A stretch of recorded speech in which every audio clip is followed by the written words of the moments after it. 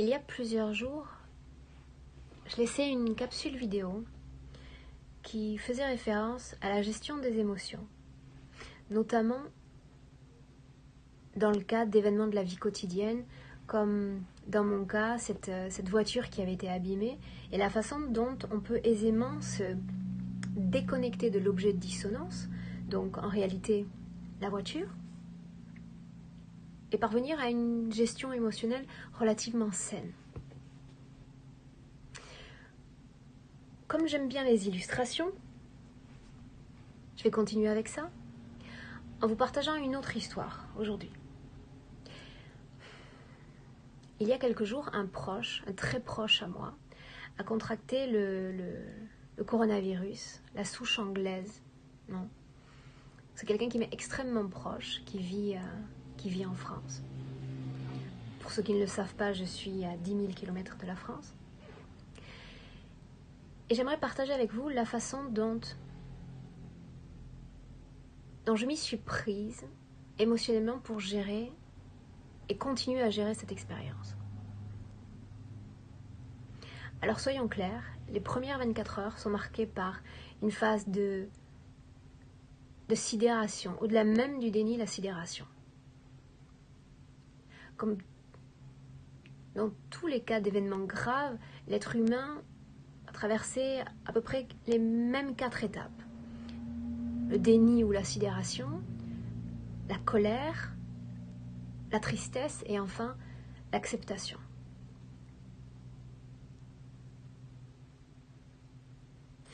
Donc durant ces premières 24 heures,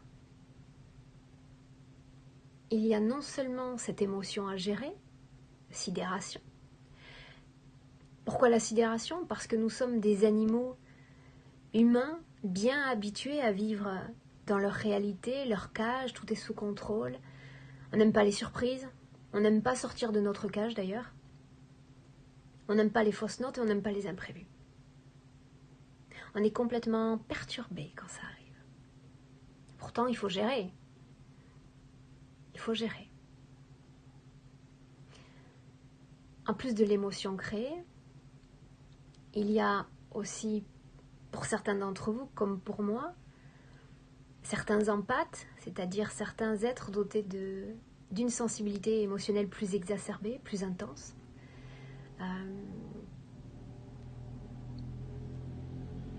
En tant que télépathe, c'est une évidence pour moi.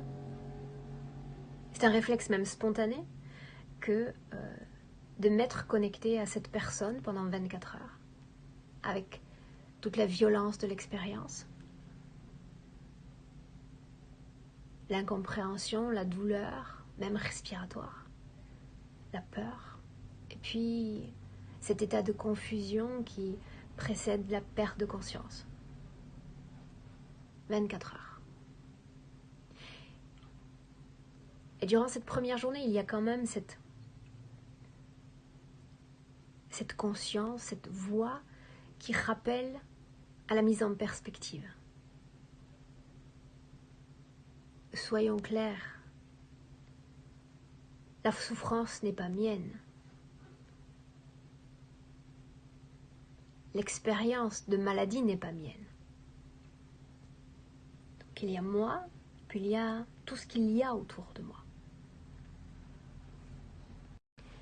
Dès le 2e jour, il faut affronter tout un tumulte de fréquences. Et si au départ, on a la tête hors de l'eau, tout à coup on s'enfonce. Il y a les mauvaises nouvelles, les mauvais pronostics, qui sont tout autant de fréquences qui nous plongent encore et encore au fond d'un océan. Et on se retrouve encore plus enrobé qu'au départ, parce que il y a notre émotion centrale du premier jour, et toutes les émotions qui viennent s'y greffer. Et pas que. Il y a aussi les émotions des autres, nos co-créations émotionnelles avec les autres, nos élaborations de scénarios ou de schémas mentaux négatif, terrible. C'est comme si tout à coup le quotidien se filtre d'une lueur plus sombre. Et encore une fois, cette conscience. Cette conscience qui dit, est-ce que tu seras à même, réellement, ainsi enfoncé, en train de te noyer au fond de l'eau, d'être présent énergétiquement pour cette personne? Non. Non.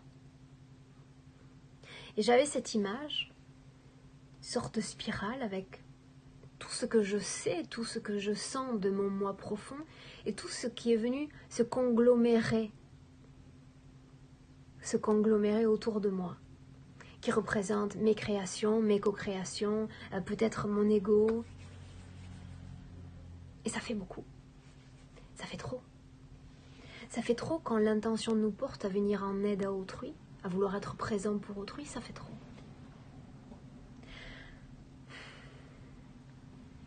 Bien souvent en session, quand mes supports télépathiques sont dans cette profondeur, il y a cette colère qui s'exprime à travers eux, cette tristesse qui s'exprime à travers eux, et je leur dis, centre-toi. Un instant, quelques secondes, centre-toi. Pour qu'ils se rappellent qui ils sont au milieu de l'adversité. Pour qu'ils se rappellent leur rôle, ou le rôle qu'ils ont envie d'endosser dans cette adversité. Et une fois centrés, à nouveau on est doté de raison, de discernement et de capacité d'action. La volonté émerge, comme la conscience, et tout à coup on laisse dans cette eau ce costume de fréquence, de création, d'ego pour être en mesure d'aider ou de soutenir l'autre.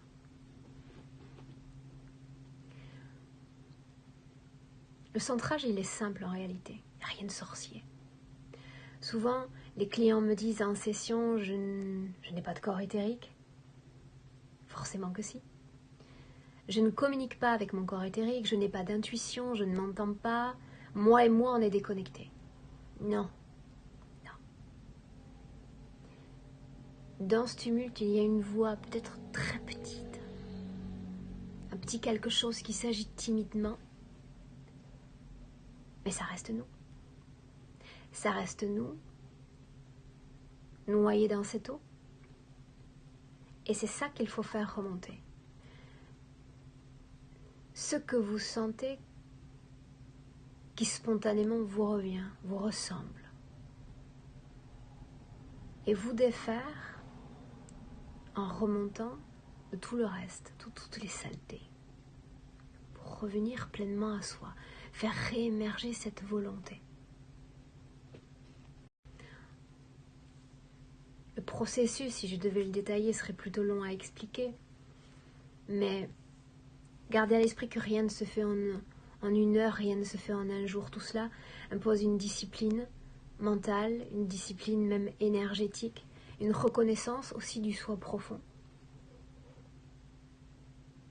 Et plus l'événement à traverser est grave, perturbant, choquant, et plus il faut se faire violence pour revenir. Parce que, croyez-moi ou non, mais quand on reste trop longtemps sous l'eau, on a du mal à revenir. On s'habitue à ces fréquences, et puis on se met à les avaler. On se met même à devenir ces fréquences-là. Avec toutes les conséquences que nous connaissons déjà, de collaboration, de consentement à l'interférence dans l'éther.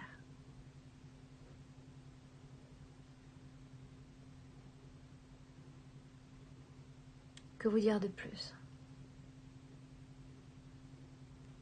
Imaginez cette spirale alors que vous vous faites abandonner par votre partenaire, que vous venez de perdre votre travail. Qu'est-ce que je fais? Qu'est-ce que je vais devenir? et on s'asphyxie, on s'étouffe, on s'enfonce.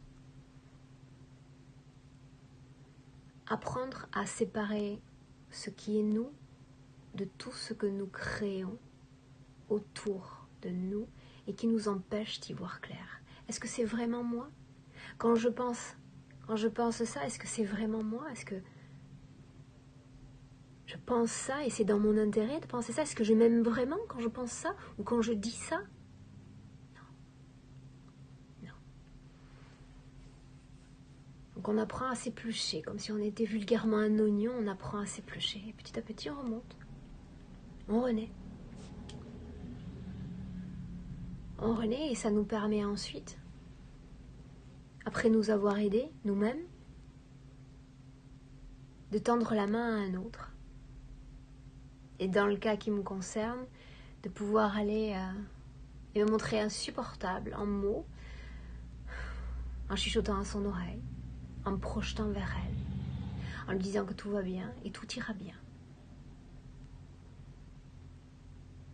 Dans des fréquences de sérénité, malgré les tourments, malgré sa propre situation ésotérique.